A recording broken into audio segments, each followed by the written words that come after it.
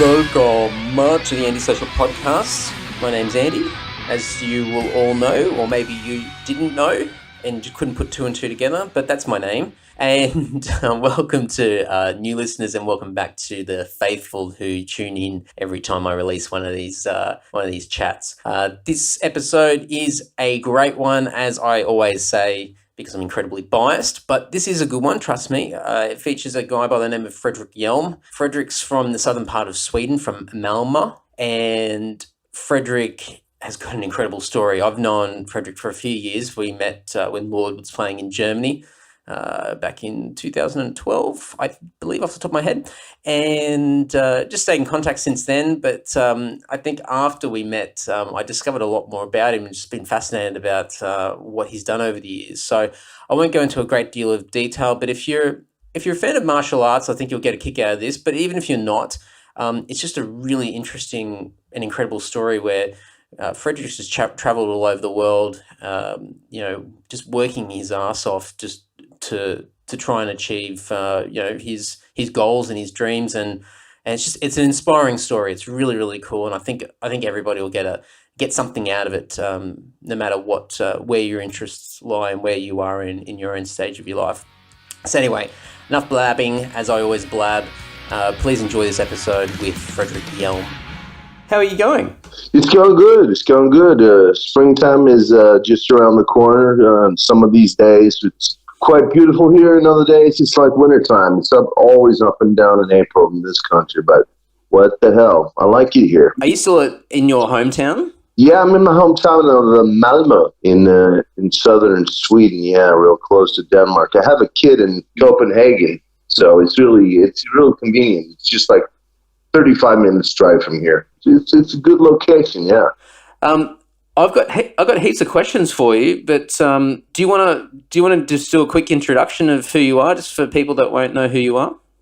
Well, it's been quite a trip coming from a small town in southern Sweden to from working in a bank and going to business school.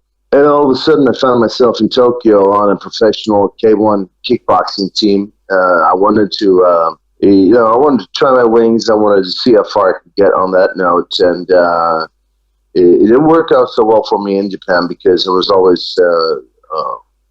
always very injured, because that particular team I was on, Team Andy Hook, he was a Swiss German guy. We trained the old-fashioned way, which means, as the samurais put it, you cry in the dojo so you can laugh on the battlefield. And that's what we did. Yeah, that's what we did all day.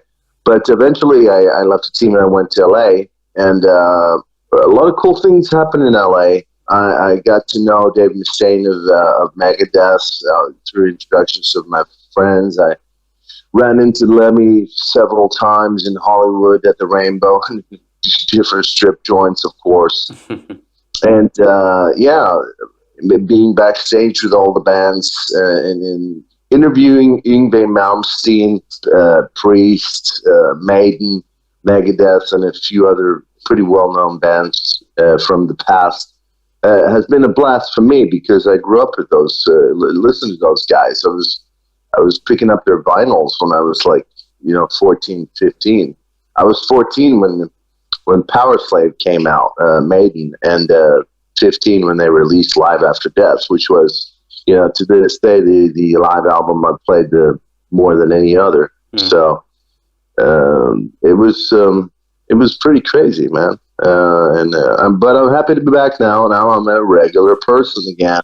I have a regular job, and I like it. And I endured the cold after 7 years in LA.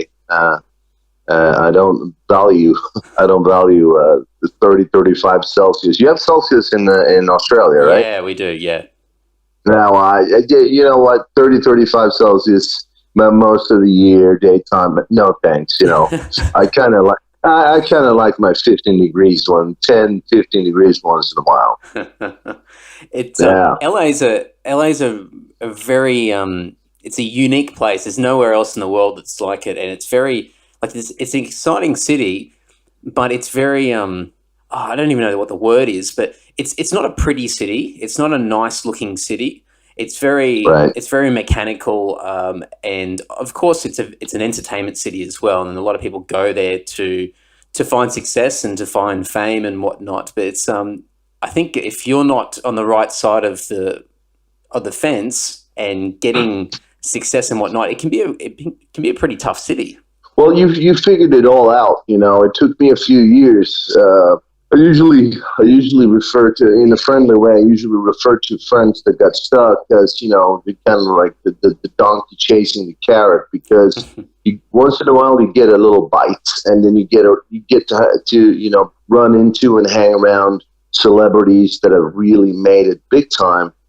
But when it all comes down the line, it's if you're not rich and gay, I think you should stay out of LA. Really, it's no joke, man.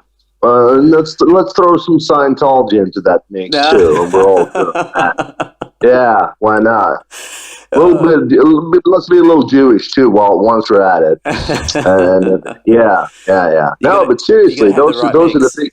Well, those are a few of the big networks you got to be a part of. Where you just got to be filthy rich, and then everyone wants to know you. Yeah. So you're totally right about that. So was it that kind of reason why you decided to go back to Sweden? Was there a particular thing that happened that made you decide, well, look, this is my time in LA, and it's time to go back to Sweden? Well, the last time I got stopped by the cops, I'll be frank with you. Last time I got stopped by the cops, I actually had a warrant for my arrest. Right. Which was, in a retrospect, kind of funny, since they never shot me. I'm here, obviously, but I think the cultural differences between, I relate to Australians and Canadians actually too a lot more than I do with most Americans. It's a different planet. They're brainwashed from childhood, really. In school, to love the American flag, to honor the flag, and to me, I love my flag. I love the Swedish flag. When it flies, when I see the blue and yellow colors, to me, it's all about my growing up, my childhood, and everything. But for them, it's propaganda, and I don't buy it, and I don't like it. And as far as I think I'm too much of a real person to be around so many bullshitters, to put it, to say it straight out. And last time, as I said, I got stopped. I was rolling slowly through a stop sign in the UCLA area, the university in Brentwood. And a few months earlier, I had tried to pay a ticket that I was late paying. And when I went to the Department of Motor Vehicles to get it to pay, to straighten it out and just, get rid of that, I had no idea that when the lady didn't find my, the information, it was because it was in the police computer already. So to me, it was kind of because it was way overdue. And that's when you become wanted, really. It's called a bench warrant. I don't know if you have that in Australia, but it's like an easy version of a real warrant, but you're still wanted. Yeah. So when I rolled through that stoplight at 3 a.m. in the morning, I saw a cop behind me. I saw him made a U-turn, but I never realized why he didn't pull me over right away until after a little while. He was asking for backup. He was punching in my registration number. So all of a sudden, I had like 10 or 12 cops and sheriffs. The sheriffs drive alone, and the cops, they drive 2 and 2. That's just something, I don't know. Consider the sheriff's education a little higher. So they get to drive it by themselves. But 10 or 12 of them jumped out of sheriffs and police cars. And, the good old get out of the vehicle, turn around, put your hands on your head, move, and we'll shoot. And at that point, I've been pulled over through the years, through those 6 or 7 years I lived there. I've been pulled over like once or twice a year, and every time they pull their guns on you. And since I'm quite an extra large person. I'm about 2 meters tall at 120 kilos. They always cuff me, and sometimes they put me on the ground and put their knee in between my shoulders and say stupid things. They like to use like Dirty Harry movie lines and stuff like that. So that was really the final drop. But there were a lot of other cultural differences for me. I'm way too much of a regular guy and a real person. I don't want to be famous. I'm still really down to earth. And I remember when I came back home at times, and a lot of guys asked me about, what was going on over there? And I'm like, well, I interviewed Bruce Dickinson for 2 hours and got to ask him all the questions I've been wondering about since I was a kid. And then 2 weeks later down the road, I got a phone call at 11:30 p.m. and it's KK Dowling from Judas Priest. The guy who was on my posters on my wall when I was like 12, 13 in the early 80s. And I remember, I'll never forget because we became friends after I interviewed him for hardradio.com. And I'll never forget when he called me, and all of a sudden I'm getting all these flashbacks from when I was a kid, and I'm thinking to myself, is this for real? Is KK Downing calling me the founder of Judas Priest? Are you kidding me? And I'll never forget when he said, well, I just got off stage in Vegas, and I was thinking to myself, goody cool Fredrik, how are you, mate? Yeah, and that was, to me, it was hilarious. It was a great moment because I was thinking to myself when we exchanged numbers backstage. I was like, a little LA jaded, thinking, here's another one asking for my number. I'll never hear from that guy. But I'll tell you, Ken Downing's got his feet on the ground still after all the successes. Just a regular guy. That's cool. And I've got to say, you got a pretty good accent there for KK as well. Thanks a lot, man. So obviously it got to that point. I mean, that's crazy that you get just going back to the cop thing, where for like a traffic infringement, you're getting pulled out of a car and guns drawn on you. And I don't know whether that's just because they're probably pulling over a lot of, I don't know, potentially dangerous people or whatever, but it just seems so extreme. I mean, for here, the cops just walk up to the window and that's about it. But I guess because you had an the problem is the legislation, because if you have three minors in California, like let's say you have to smack some moron around because he attacks you and you get sentenced for it. That's one misdemeanor. Yeah. Right. Then you're out partying with your buddies. You get caught with a little 2 grams of weed in your pocket, which could happen to about 99.9% of anyone over there. Yeah. And then some other small thing happens. That's a 3-strike rule that automatically puts you in jail in prison for life.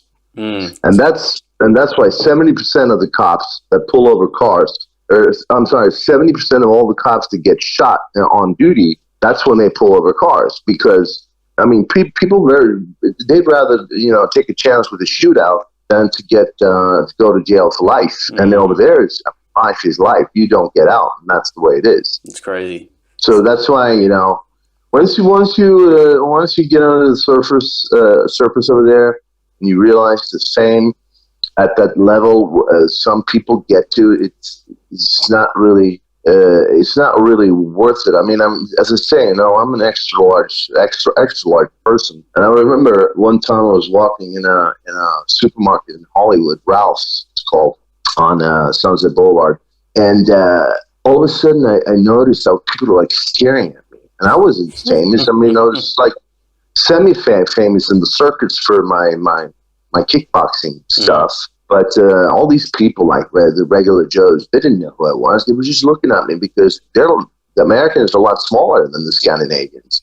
And I was thinking to myself, geez, man, I don't want to make it in any kind of business in this town, because if I would, I could never go down here and just buy a gallon of milk like regular people. You stand out already. I stand out already. Yeah. So, you know, those were a few of the big things. I just think, I don't think you guys would like it over there, you know, to live there either, you know. To be honest with you, you guys are way too real. I think, like the last time I was there was September last year. I was only there for a few days, and it'd been quite a few years since I'd been to LA. And I think it's an exciting place, and it's great to visit there. But I think, for me, my personality wouldn't fit there. I'm too laid back for it. And exactly. And you look around, and it's not everybody in LA, but I was in Hollywood, and there's just almost this desperation with people that you talk to, where everybody's trying to make it. Everybody's trying to be recognized and get attention and whatnot. And it's just, there's some great people there, some fantastic people, but other people that I bumped into, it's just like, whoa, it's like an element of desperation that they're trying to hustle to become someone. It's like the Wasp song, I Want to Be Somebody. Yeah. And I don't know, it's just not me. I mean, I enjoyed the energy of the place, but it's not something that I could do on a day in, day out basis. Yeah, and let me tell you, man, I mean, as Lemmy just passed, I watched Lemmy, the movie, and as a matter of fact, my wife had to watch it like 3-4 times, 3-4 nights in a row, because I was like in my morning mood. And I was looking at him, and I was thinking to myself, you know, Lemmy was Lemmy, and he was he was really just himself. He never pretended to be. I mean, he was so much not a poser as you can come, and I never really got it why I wanted to live in that crappy little apartment behind the rainbow. I don't know. You must have visited the rainbow, right? Yeah, I did. Well, I don't know what all the hoopla is about, all the hype, but to me, it's just a pretty worn down, okay, cool place, but nothing more than that. It might have been something special in the early 80s or so, but today, I don't know. But that was actually the first time I ran into Lemmy was at Halloween in 2001 or 2002, and I come through the door, and there he is, the Lemster. He was dressed up like an American cavalry officer from the late 80s with a big saber next to him, and a big blue coat and the hat. And of course, he just had picked up a Jack and Coke and was walking straight at me. That was pretty cool. Yeah. He was always very friendly to people. I've never heard him diss anybody. Yeah, I've seen lots of friends of mine that have just gone to LA and made a visit to the Rainbow, and he's in there and always stopping to say hello and whatnot. So credit to the guy, because he's not. It's exactly like you said before when you were walking through that shop. He's recognizable straight away, and he looks different, so he pops out straight away. But he's also well known, and he must on a daily basis get pulled up by people over the years. So I've never heard a bad story about him in the way that he's interacted with people. Very gracious and polite. So he was definitely an incredible person. That's when I just shake my head and laugh at the same time, and I hear like a little brat like Justin Bieber. He'll refuse to play Wembley Stadium unless someone fills his entire dressing room with pillows covered in the Union Jack. Come on, what's up with that?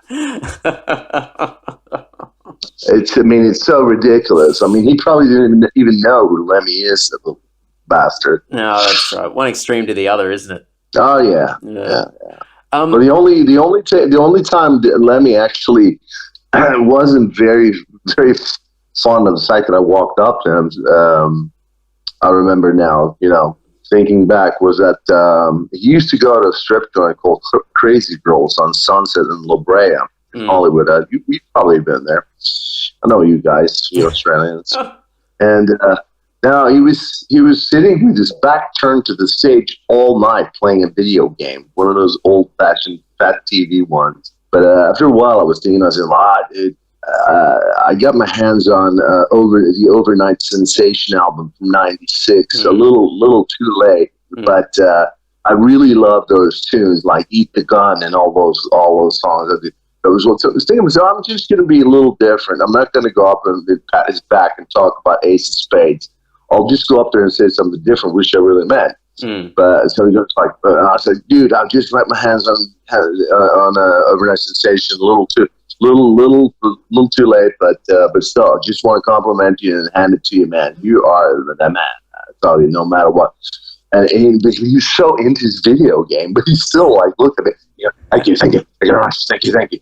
With eyes like ping pong balls, as always. The white line fever and all that crap. Yeah. Oh, classic. Yeah. Well, at least, I mean, the great thing is you got those memories, which, I mean, a lot of people have been lucky to meet him over the years, but there's a lot of people out there that never got to either. So, definitely some memories to treasure. For sure. Absolutely. I wanted to go back to your K1 stuff, because when we met years ago in Germany, I had no idea until after we got back home and we connected online, and I went, whoa, what's all these photos of you like beating the crap out of people? And I was going through and reading your website and everything. I was like, far out, like you've done a lot over the years. So I wanted to ask a few questions, because I know that I was reading the bio on your website, on your older website that you still got up, and you were initially doing Taekwondo, but then you went over to kickboxing after that, and that was fairly early in the piece, and then it obviously went from there. For people that probably don't know, and this is certainly me as well, what was the big difference between Taekwondo and kickboxing? Taekwondo was a nice and soft introduction to martial arts. Already when I was a teenager in the mid-'80s here in Sweden, we had some problems with drifting gangs that were of non-Swedish origin. And I heard too many stories about your buddies, blonde, blue-eyed guys that just got pulled over by some moron. And then 10 other guys came around the corner and they couldn't, defend themselves, and they got the crap beaten out of them. And I was thinking to myself, I'm not going to be one of those guys. So I started Taekwondo when I was 17. And after a little while, I was wondering to myself, is this really a realistic form of self-defense, no matter how good your teacher are? Because when people ask me what is the best martial art, I always tell them to find the best teacher, no matter what martial art it is. But Taekwondo is a martial art which is very much to like 80-90% based on kicking ability, and you're supposed to like attack with kicks and defend yourself with kicks, and it's not really realistic at all times, because you don't. If you look at a Taekwondo match, sometime they have so much space on their mats. You need a huge space in order.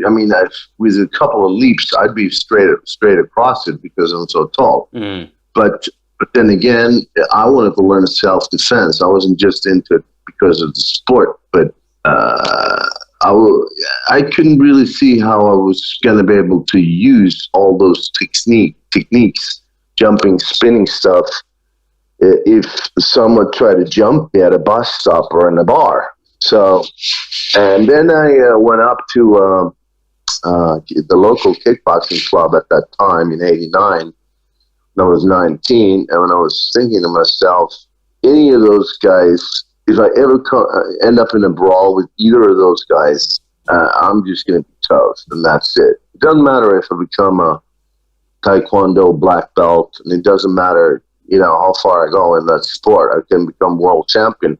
But one of those younger guys, the beginners, he would still be able to punch me out because we didn't train in Taekwondo. You don't train proper hand techniques. You don't train boxing the way we train boxing and Thai boxing and kickboxing. And we train short distance with elbows and knees as well. And the Taekwondo dudes, they don't do that. I mean, at one point I got jumped by a Taekwondo dude after I switched in the 80s, early 90s, when karate became full contact karate, which became kickboxing, which was basically kickboxing, but it was called full contact karate in the beginning, so people could really understand what it was, because it was a whole new form.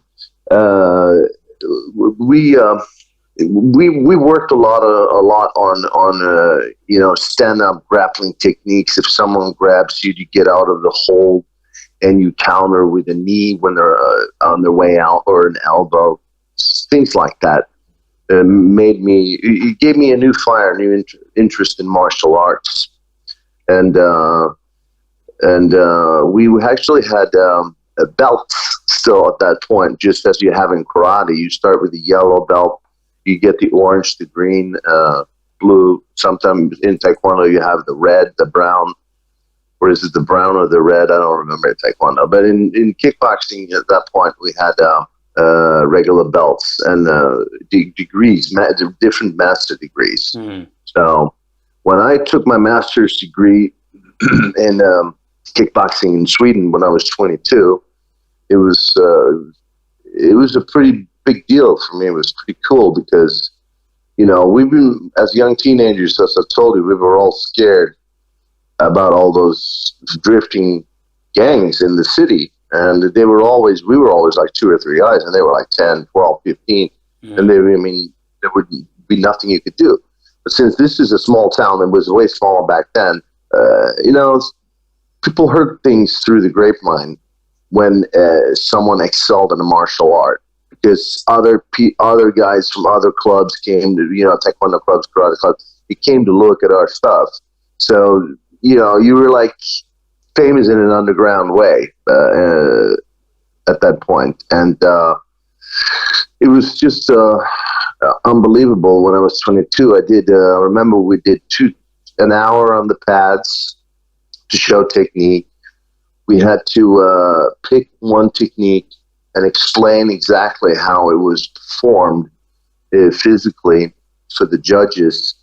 And after that 1 hour and that point where we explained about the technique, we also had to do 25 rounds of sparring with different opponents. And it wasn't the slow-paced Taekwondo, very soft. Taekwondo is not always slow-paced, but it's very soft compared to kickboxing. It's much rougher. So this was like some guys went down, other guys gave up in round 17, 18. Other guys made it all through the whole thing, but they weren't awarded their black belt. When I was awarded my black belt, it was an unbelievable day, because it was like I had this invisible veil, and I was like a Superman or something. And I didn't feel scared anymore when I was walking down the streets, because at that point people hadn't started shooting at each other yet. So at that point in time, it was enough to be a good martial artist. And by that stage, from what you said, the majority of the purpose of why you went through all of this was to defend yourself and be confident when you walk down the street. But by that stage, when you're going for your black belt, it would be obvious that you would have formed a real passion for kickboxing by that stage, to be that dedicated to pursuing a black belt. Because it's not, as you said, it's not an easy thing that you can just walk in and do a few assessments and be awarded a black belt. It's a very full-on and intensive process to get to that stage. Yeah, it takes a few years. After that, because I'm just trying to piece it together, because I know that you end up going to Tokyo, but that was a few years later, wasn't it? So what happened between the black belts and then you going to Tokyo? Because I think I read somewhere that you were a champion in Sweden itself in kickboxing? No, I wasn't a champion in Sweden. I got awarded my first and my second degree black belt in Sweden. Okay, gotcha. But because of the fact that Sweden is a small country, we've always been around 8 million, and now we're going to be like 10 million in a couple of years, and everyone knows why. That's a different story we can talk about another time. But no, I wasn't too keen on fighting here because I fought a few times here, but the guys have a tendency to bail out. There's not enough big guys. I'm a super heavyweight. So, for me, when I go for something, I'm all in. And I couldn't stand those guys that canceled a fight with a day's notice because they broke a nail or had a little cold or something like that. Because that's really how it was. I don't know really how it is right now because I'm not into the competition scene. But when I went to after I was awarded my black belt, I became a trainer at my club here in Sweden. And that was a pretty big thing for 22-year-olds to have like big classes of 20, 30 people. And everyone was listening to me, calling me sensei and bowing at me, doing exactly what I told them to do. And since I had this really good teacher, I became a pretty good one myself. But I couldn't see any money in it.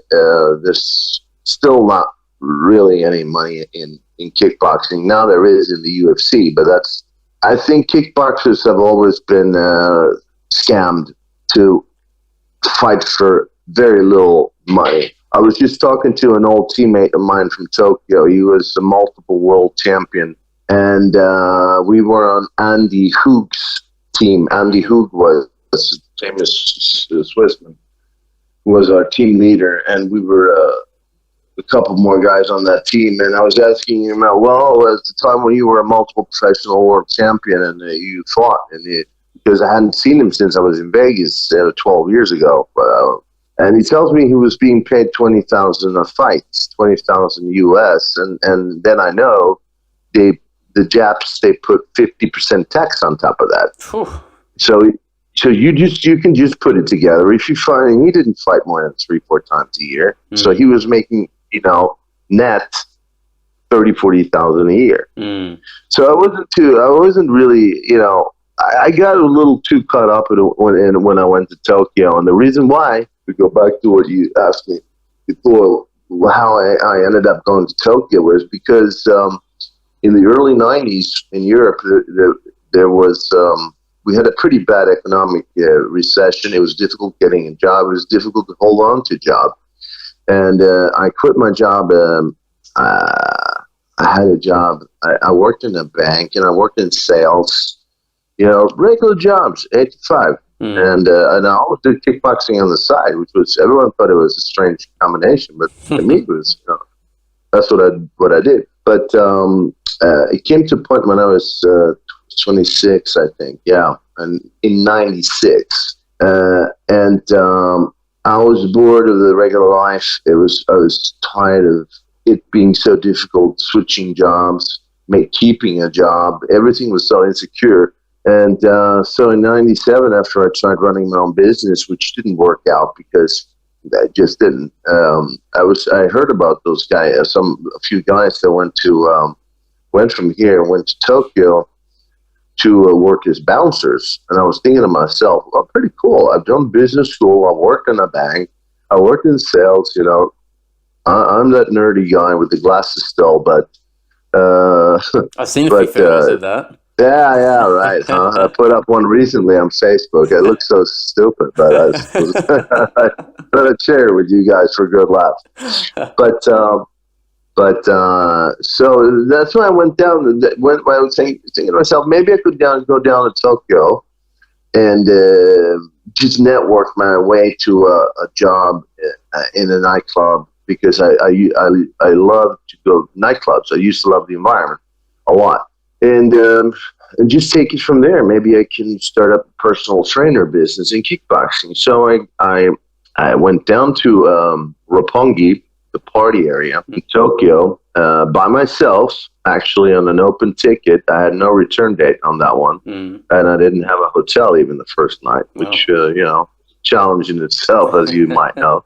And I was looking around, and this Pakistani dude, he was what we call pamphletters. They have those in Australia or not? No, I don't think so. A pamphlet is just another word for a flyer. Oh, yeah. Pamphlet, yeah, we call them pamphletters. So this Pakistani dude, he comes up to me and he goes, "Sir, over here. And I'm like, well, what is that? And he handed me a flyer, and it was a flyer to a club called Seventh Heaven, which, go figure. Yeah.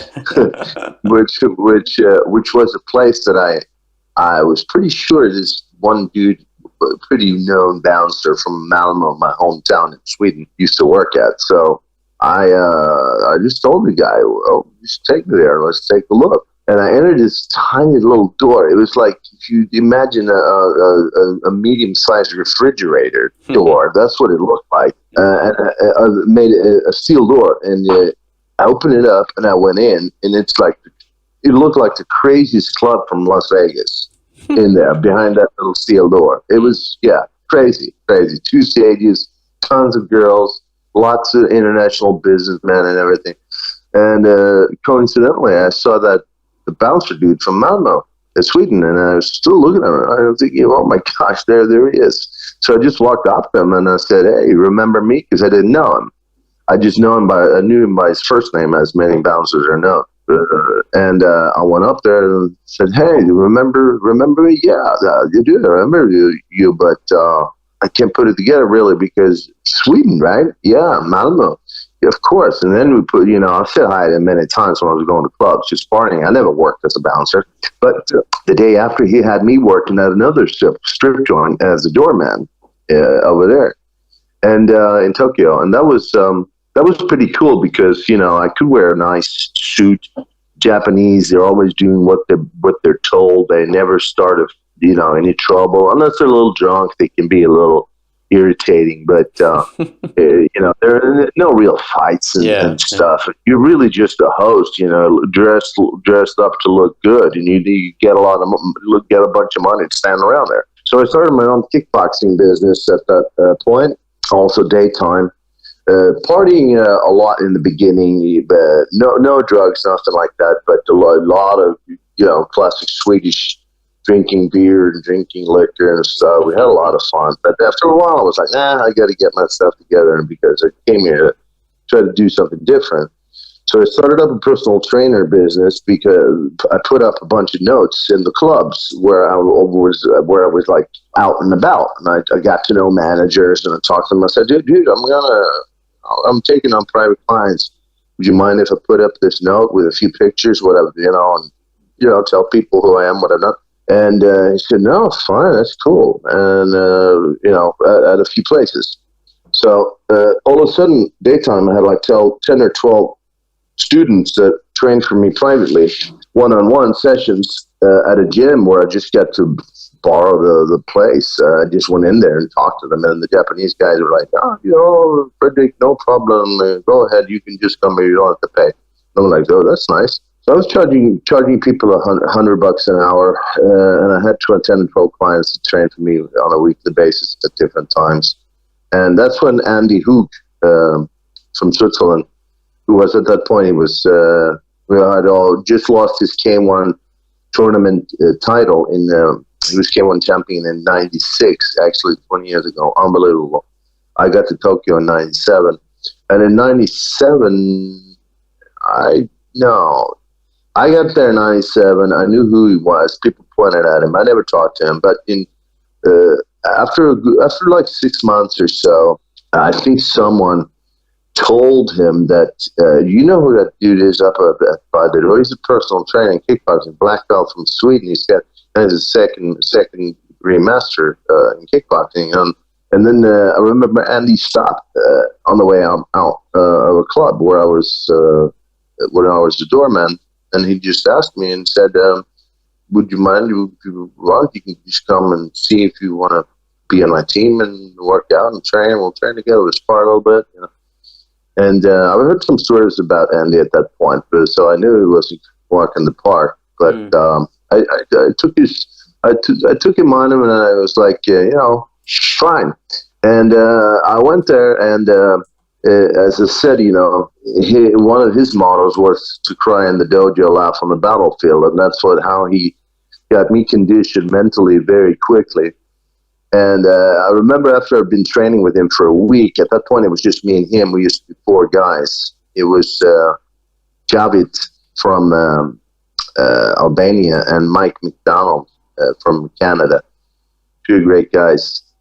But they were on leave or something. They were on holidays in their home country. So it was just me and Andy. And after about a week, he told me, he said, Fredrik, I just want you to know I'm so happy you come here every day. And I'm like, well, of course. I said, I told you I was going to come here every day. And he goes, well, to be honest with you, most world champions, pro world champions that I asked to come here and train with me, they say, yeah, I'm going to be there. And then they never show up. And if they show up once and then they never come back. So I think that says it all about the level of training. But then in the end, that kind of got tiring for me too, to train like that. And, I just had my thigh muscle severed in training camp in Okinawa late one year. I was probably 99, I guess, when I first met Andy. I just had my thigh muscle severed. It was the last minute of the last round, last day training camp. And when your thigh muscle gets severed, it's very serious, because if it blows up too much, you gotta get the skin cut so the muscle can expand, or else your leg could implode and just destroy all the veins, arteries. Oh. Yeah, it's really serious. You could possibly need to amputate your leg. You could also, worst case, die from it. But all I got was a big pack of ice on my leg, and then they left me in the room, and then went for dinner for 3 hours. I remember that night. It was pretty terrible. But so I went on Christmas leave after that and came back to Tokyo, and then Andy called me. He told me, he said, the Russians called the K1, and they need you to come down and spar a little bit with some guy. And that guy turned out to be Nikolai Valuev, which to this day became the biggest professional world championship boxer of all times. He was at that point, when I did 2 rounds with him, got knocked down twice, broke my rib, and he was at that point 214 centimeters tall and 145 kilos. Wow. So yeah, I was kind of bummed. I'd just been back. I didn't spar for 6 weeks because I barely could walk on my messed up leg, jumping up my leg. But I was thinking to myself, well, it's we'll see. I got to heal up and do this again, because I want to continue. I want to see how far I can take it. And now I've proved to myself and everyone that I can fit on a top-level K1 team with the most famous K1 fighter still of all times, I have to say. And then I was, resting, trying to get back, and Andy calls me and says, I need you back in the gym tomorrow. We got your K1 debut fight in 2 weeks. I need you here right now. I'm like, whew. All right, let's do it. And then he started working on my leg, the other leg, the way he did with the first leg in Okinawa. And I was thinking to myself, why is he doing this, man? How am I able to develop? How can I be healthy enough to do the fight?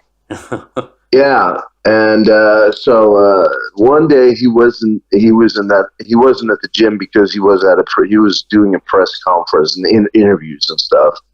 So I went in the ring with Mike McDonald from Canada, the world championship guy, my buddy who I just actually talked to last week.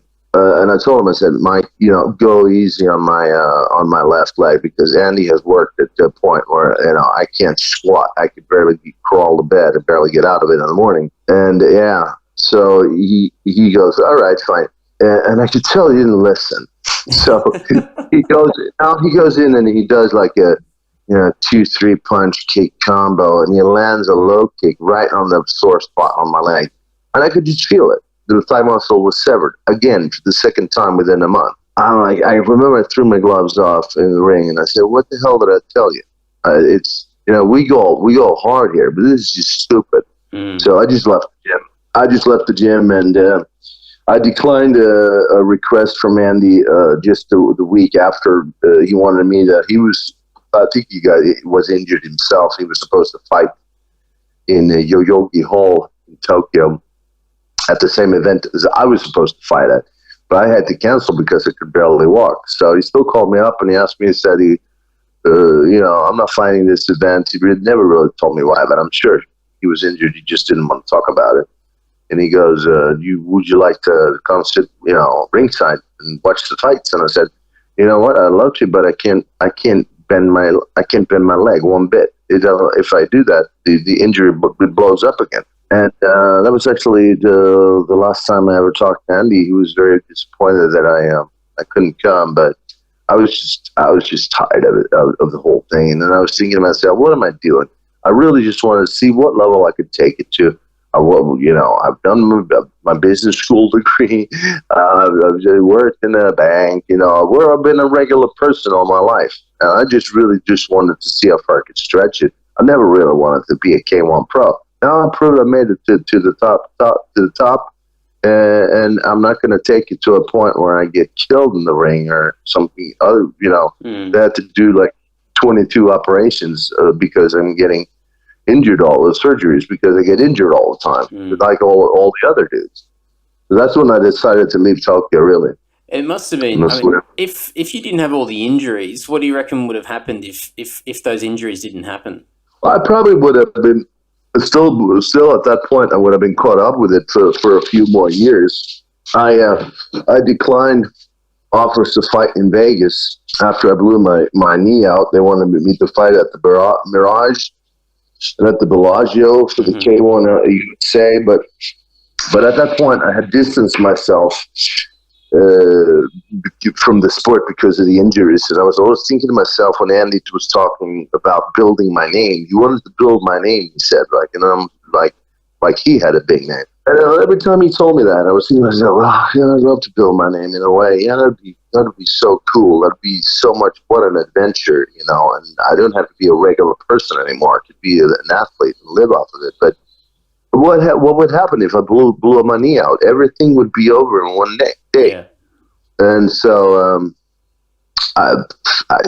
anything could have happened. At that point in time in the K1 in the late 90s, early 2000s, there were so many good fighters that it was you could. I wouldn't even want to bet on those fights. There was no way you knew if it would be Ernesto Hoost from Holland that would win the fight, or if it would be Andy Hoog from Switzerland that would win the fight. If they would put up those two guys against each other. They fought several times. One time Andy won, the other time Ernesto Hoost won. And I'm sure I could have been one of those guys because, as I said, I made it to that point and level, and Andy was a very demanding guy, so he would never kept me on the team. But if I wasn't good enough. But then again, I think too much. He was in robot mode. I'm not saying I was smarter than he was, but he was or more intelligent, because he was a very intelligent guy, very, very. But he was in a very robotic mode at that point in time, and he influenced me to become the same way. But at the point where I had all those injuries, I was tired of it, because I was thinking to myself, I can't develop here. I need to run my own training schedule, and I can't have anybody run me down the way he does and tell me what to do the way he does. When I need to rest, sometimes I need to rest. Sometimes it's better to rest. You become a better fighter the day after. That's exactly how I ran my training in America, and that's how I became U.S. super heavyweight champion in Thai boxing eventually, because I still couldn't give up after all these injuries. It must have been at that time pretty, not just physically exhausting because you're injured, but mentally exhausting as well, because of just how different his approach was to what yours was. Yeah, it was. It was. He burned me out for sure, and I realized it already at that point. And I knew I needed to get out, and I knew there was, after 2 years in Tokyo, a venture for me had, how can I say it, it had faded somehow. I've been to all the clubs I've never been to before, and worked in a upscale places, nightclubs and other places like that at night.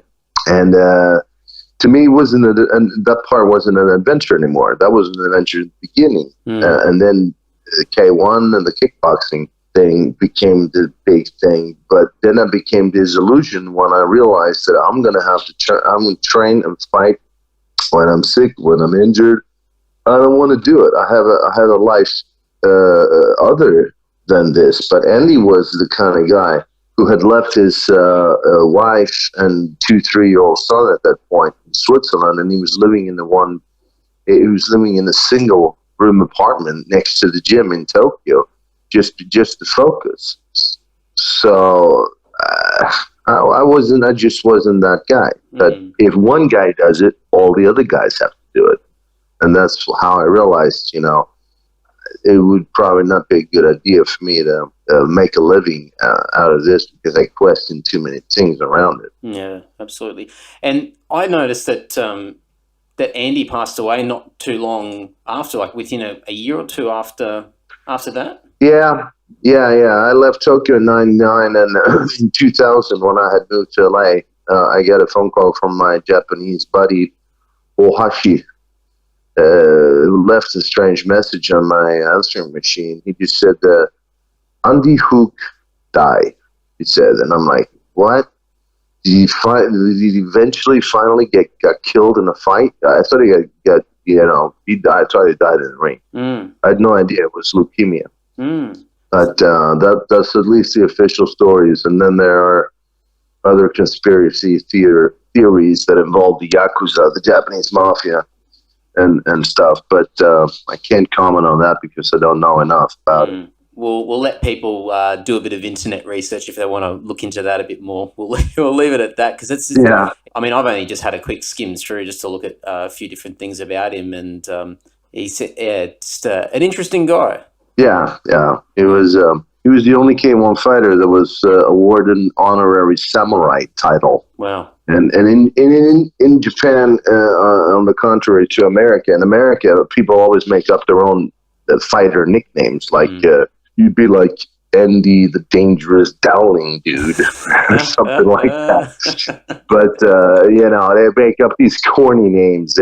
But Andy actually in Japan, Ernesto Hoest from Holland, who was a multiple K1 tournament champion, he had such perfect technique. It was like schoolbook, like a video game. Nothing wrong with it. So he earned the name Mr. Perfect. But Andy had worked up a level of toughness to a point where it was people couldn't believe how he could walk and stand and fight and go on the way he did. So the Japanese media and public named him Mr. Iron Man. which sounds quite corny in English, but to them it's like very cool. Mr. Iron Man. To them it was, So to earn that name from the Japanese, that's a big thing. That's a big thing. Yeah. It's quite. I'm just looking on. It's not always the best resource, but I'm just looking on his page on Wikipedia, and there's a lot of accolades and achievements that he's. I mean, he's an incredible person, like what he's achieved over the years, and obviously a massive personality in that world in Japan anyway. He was just a butcher when he grew up. He grew up in a scattered home with his grandmother, because his father was a French foreign legionnaire. Oh, wow. And left the family to rot in Switzerland as he went off to war in other countries, and mother eventually divorced him. And there are a few other stories on that note, but I think since he grew up with his grandmother, he probably had a pretty soft upbringing, soft and nice and quiet. And I know he got bullied a lot in school. So did I. And then there was also part of why I picked up fighting sports, because I got tired of that too. So he got bullied and pushed around. And one day in was it 76 or 77 when they released the first Rocky movie? Oh, yeah. He got so taken by it, and so he started looking for the nearest like boxing school or martial arts class, and then that's how he found karate. Incredible. I'll have to put a couple of links on the website, on the show notes for this episode, then people can go and read up a bit more about him, because he's a pretty fascinating guy, just from what you told me and what I'm looking at here as well. Yeah. Yeah, he's one of a kind. Yeah. Yeah. And at this point in time, by the end of that time in Tokyo, that's when you went to LA after that. Did you have to sort of start from scratch in LA again, or did you have some sort of prior connections from Tokyo and being in Europe that you? No, I was back in Sweden from Japan for a short while, okay. and then this girl that I was just friends with from Tokyo, she emailed me one night, and she said, "You know, I always thought you should come back to LA because I'd been there for 6 months prior to that." And she said, "Oh yeah," she wrote me and said, "You know, I always thought you'd fit in great here in LA. You know, American bullshit, but whatever." And yeah, and now I've talked my employer into sponsoring you with a couple of $1,000 bucks a month, and you get a room in my house. You can stay here for free and get started and go for it again. And at that point, I was back in Sweden, and I was licking my wounds mentally and physically from the time on Team Andy Hook. So I was like, I can't sit here and rot. I got to go, because I always want to go to LA anyway. So that's how I ended up in LA, ended up back in LA again, actually. And, you know, I did some private training with her, but I think she was more interested in me than the training. So I had to, I had to cut that friendship short. And at that point, I was working out at a place called Hollywood Gym, and the manager was Swedish, and he introduced me to a few people, and those other people introduced me to other people, and that's how I built up my network in the U.S. But yeah, I had to start up from scratch again. I had to find the gym. I had to find the kickboxing class. I had to figure out a way to get a social security number, my driver's license, and how to be able to stay in the country. Mm-hmm. That point before 9/11, it was still pretty easy to get a social, and as long as you have a social, you can get a driver's license. And as soon as you have a driver's license, you can just start working. They don't ask for more papers than that. They don't even consider you if you be a Swedish citizen or anything like that, or if you have a visa or nothing. So I was really illegal there for almost 7 years. Wow. And of course, that's a very stressful moment, like when 10 or 12 cops pull you over and pull their guns on you, because you think to yourself, if you scratch the surface, they're going to figure out that I should be on a plane out of here forever. And I was like, if I get out of this one, I'm going to go on a plane voluntarily and get out of here forever, which I eventually did. But yeah, LA was a big adventure, and I ended up finding a K1 team, one of the best in the country in LA. Was training a lot. I was working out a lot with them. A fighter called Mighty Mo, who fought in Vegas several times, and he actually made it to the final tournament in Tokyo at one point in 2004, I think. And it was great because they didn't ask that as much of me as Andy did. So if I just called them and I said, you know what, guys, I'd be better off on the treadmill today than I'd be in the gym, because I'm worn out and I'm injured. And then they'd just leave me be. So that was great, because when I was training for my title fight, for the title of U.S. champion, as I mentioned prior, the last 2 weeks before the fight, I didn't enter the kickboxing gym at all. I just did interval training on the elliptical cross trainer, I think it's called, the one that looks like like when you're on skis or something. And I used to go 30 minutes, 30 seconds crazy pace, 30 seconds regular pace, and then go back on at 30 like that. And I tell you, when I went in that title fight, I've never been in better shape in my life. I took that champion dude down in less than 3 minutes. He was down 3 times in less than 3 minutes, and a lot of people had seen him run people over like a bulldozer before that. So as as my corner man and good friend Peter Cunningham put it in an interview after the fight, and he said, he'd seen that guy dispose of other people in a lot less time than I did him out, and according to him, I apparently I made him look like a baby. That's what he said. I was 115 kilos. He was the guy, the champion dude at that point was 130. Wow, he's pretty big. He was pretty big. Yeah, it was pretty big and fat.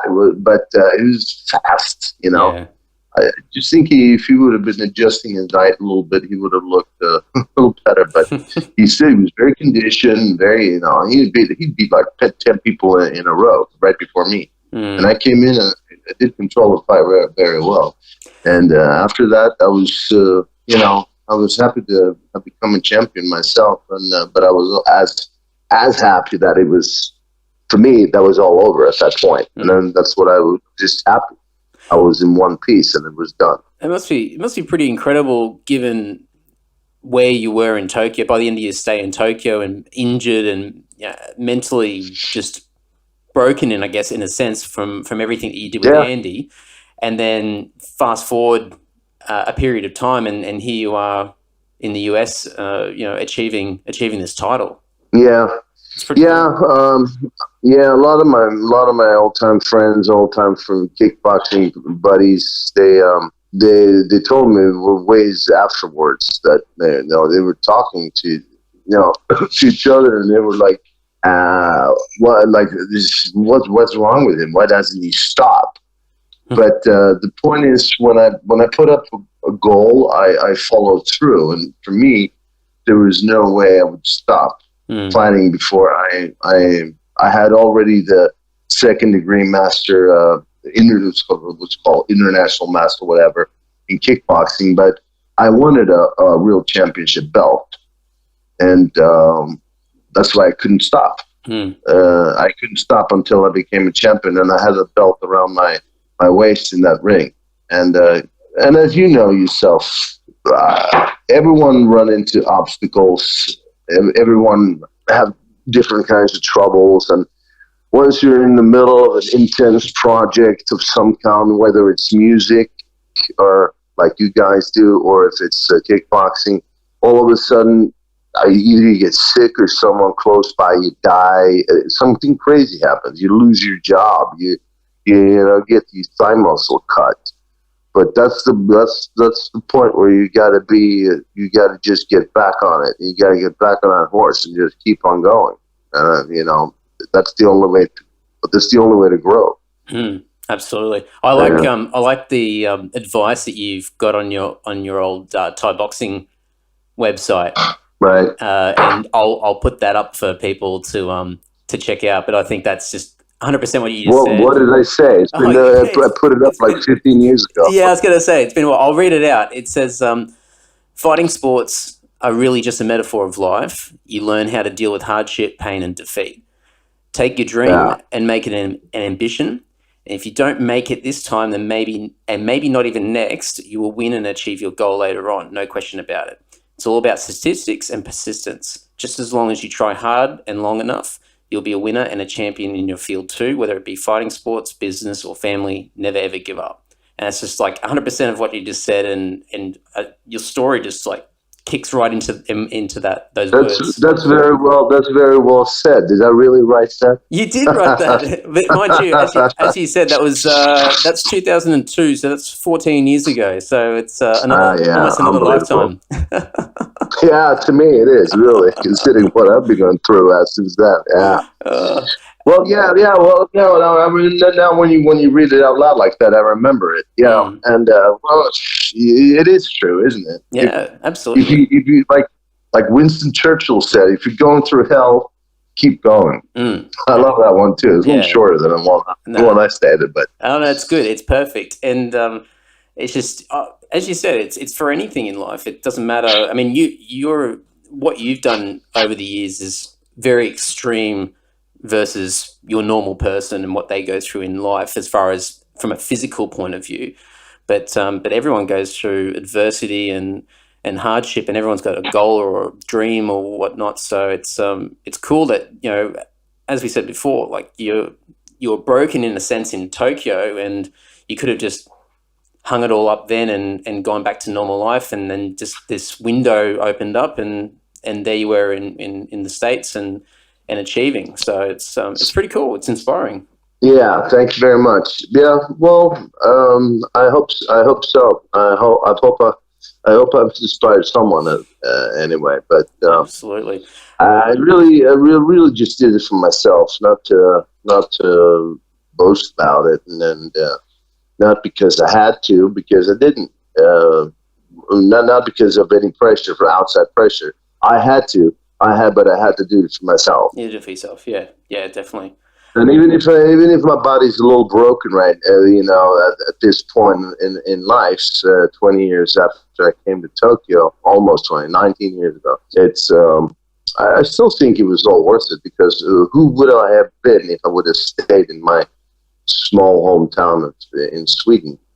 Kept on working in the bank, doing what I did, I didn't want to be the geeky bank dude anymore. I just wanted to be something else. I guess I became something else. Oh, for sure, absolutely. And it's such a cool story. And actually, I'll go off on a little tangent now, because you mentioned it right at the start. And when you were in LA, you met obviously a lot of incredible people. But you said that you formed a relationship and friendship with Dave from Megadeth. How did that happen to start with?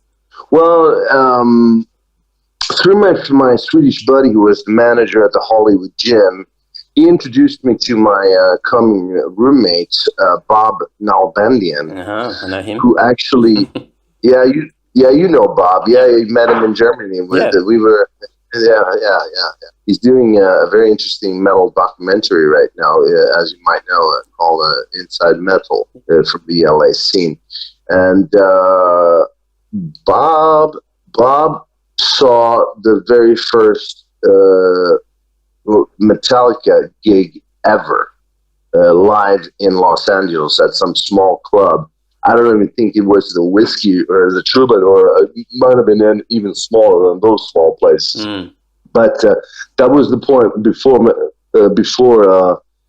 Metallica ever recorded an album. And at that point in time, Dave Mustaine was still in the band. And Bob is a very interesting guy. I mean, he did like a 2-hour interview with Ronnie James Dio when he was 16. He had a fanzine, as he called it, which was really just a couple of, like a few pages that he Xeroxed in some copier and stapled together, and he sold it for 50 cents or whatever it was. but because Bob's always had so much passion for metal, he wouldn't let Mustaine go that easy just because he got kicked out of Metallica. Bob followed everyone and everything in that scene at that point. So he's still friends with Lars and James and those guys, but he also still remained friends with Mustaine. And eventually, make a long story short, Bob went from his fanzine to become, many years after that, really an internet rock journalist. And at that point, when the internet was getting bigger and bigger in the mid 90s, really, everything became a lot more internet based, and so did, as you might know, hard radio. Yep. And Bob has a page there called Shockwaves. That's his department. And at that point, he already knew all the old metal guys from the new wave of British heavy metal from the early 80s to the guys from the LA metal scene, as Metallica and Megadeth and all those guys. So he got a request from some publicist at one point when me and him were staying together in North Hollywood. We shared an apartment for 3 years, I think. It was a good while. So it was so much fun. We had a great time, man. Going down the road, seeing Lemmy on the other side of the street, and going into the Crazy Girls Club, and had a good time. But yeah. So no, he got a request from the Megadeth HQ, and they said, would you want to interview Dave again? And he goes, well, no, my roommate wants to interview. So I got to know Mustaine like 15 years ago when I interviewed him the first time, and it was so much fun. We were hanging out on when he recorded the motorcycle video. I remember you remember that one. And we were just me and Bob in the studio when he was mixing his new album. I don't remember which one it was, but he was recording us down the street from us in North Hollywood, and we were just casually hanging out and got to know each other pretty well, and then eventually very well. And it's just been like a year and a half, just about ago. He was in Sweden, and he asked me if I wanted to come see the show. And I said, well, driving, it's because of the way Sweden is shaped. It's a very, very long country. I told him, I said, you might as well ask me to come see a show in somewhere in southern Europe than to go see that show. That would be almost easier to get there. So, and he goes, well, you know what? He said, well, fuck it, dude. Why don't you come see my show and why don't you come hang with me a couple days in Holland and see the show in Amsterdam? So, so I did, and it was pretty cool. He had a private chauffeur pick me up at the airport with a stretch S600 Mercedes.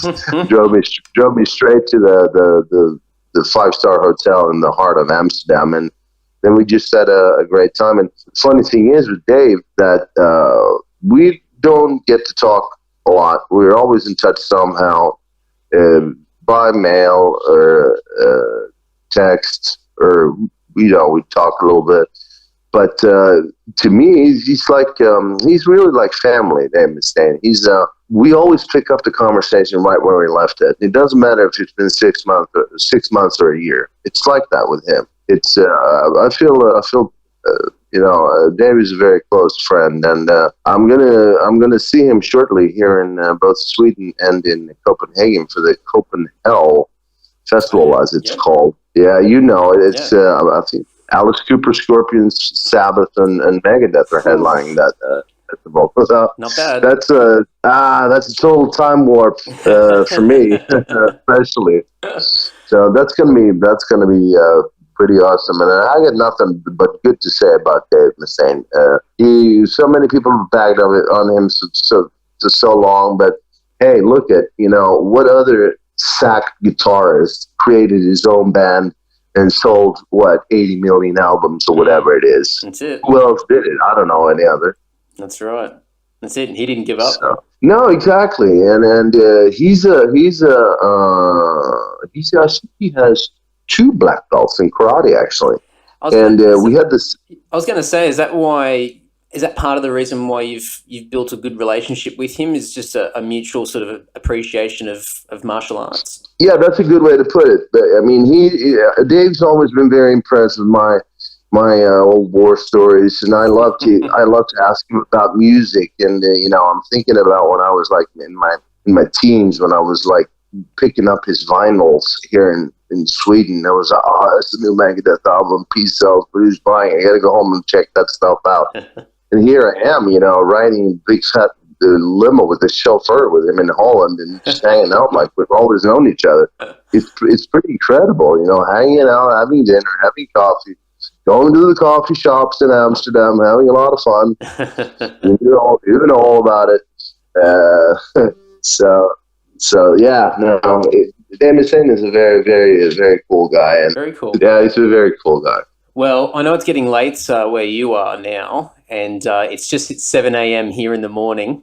So, there you go. Yeah.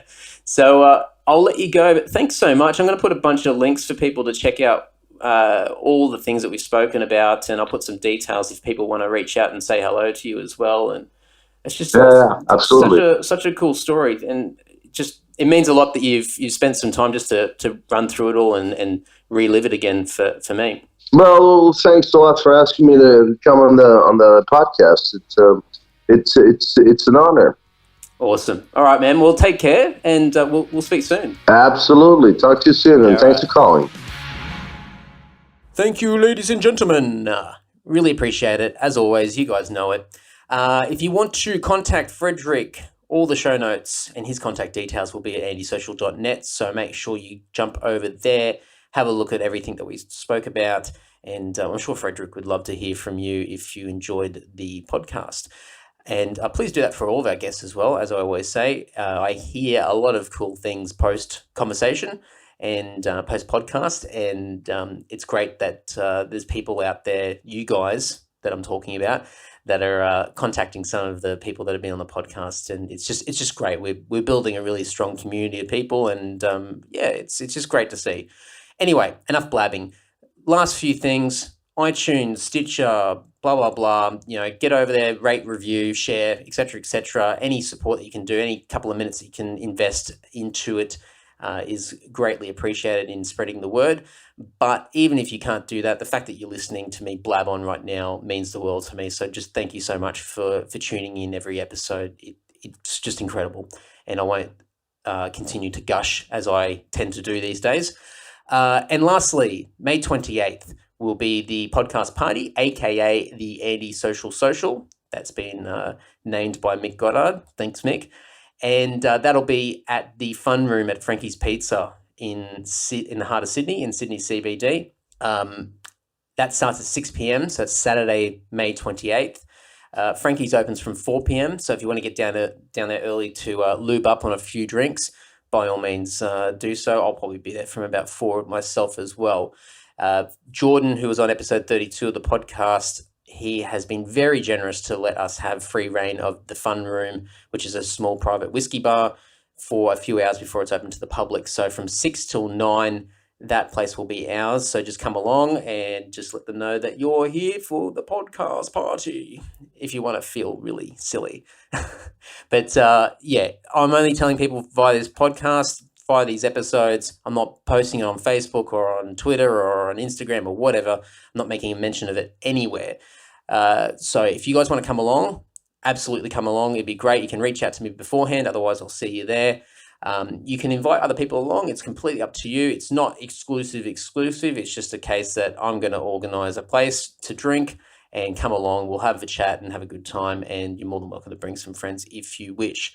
And that's about it.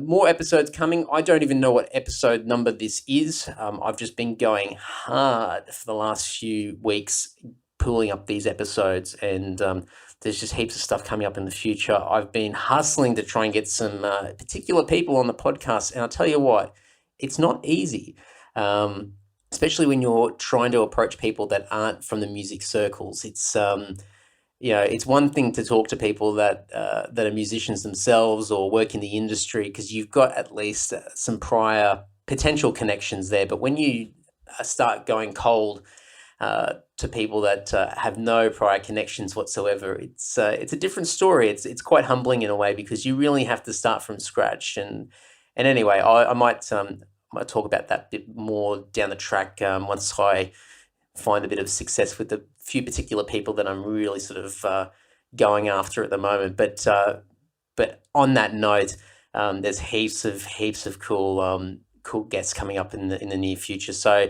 hang tight, keep sharing the episodes around. The more people that are tuning in, downloading the episodes, interacting, the more presence this podcast will get, which will then in turn help me to continue to find more people and do more things for you guys. It's a lot of fun, and I've got some great things coming up in the future, and I can only see this getting bigger and better thanks to you guys. So anyway, blah, blah, blah. We'll talk soon. See you guys. Bye-bye. You're ready.